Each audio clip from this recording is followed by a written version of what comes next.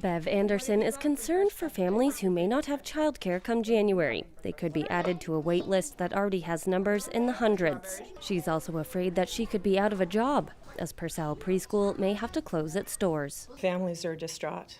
The preschool in Kimberley runs as a social enterprise, meaning any money it makes goes back into the school. It relies on some funding from the province to operate, but manager Bailey Mignot says that comes with constraints. Without being able to mediate these costs somehow, our doors are probably going to have to close. BC subsidizes the fees that parents pay through the Childcare Fee Reduction Initiative and also supplements the wages of childcare workers. But the school was recently denied an application to further increase its own fees, leaving it about 30% short compared to the provincial benchmark. The benchmark varies regionally and by program and was recently adjusted for the Kootenay Boundary region. For children 18 months and under, the benchmark is just over $1,500.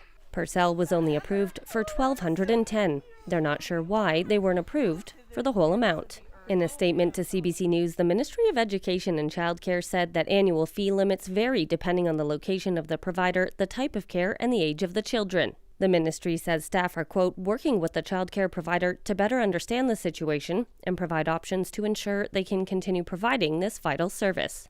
We haven't had the opportunity to catch up to where the new benchmark is, so other centers are now being able to charge more. She says maintaining their old building is costly. Even if parents offer to pay more, she says that's not an option under their operation model. And parents just want to know if they'll have care for their kids next year. There's usually around 200 to 400 people ahead of you on a wait list. So generally speaking, it could take years before you actually get a call. Every day I come and pick my kids up, they're better kids.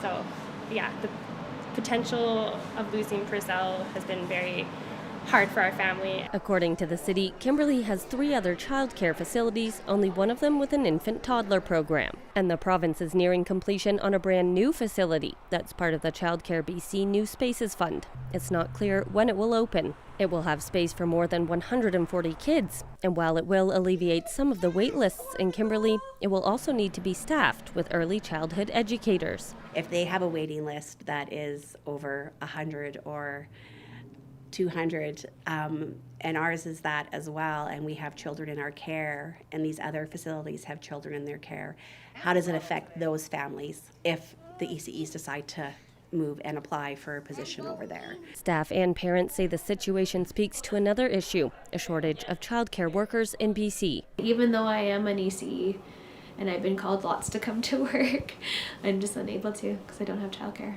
That's the irony. For now, Purcell Preschool will keep kids happy, playing and learning.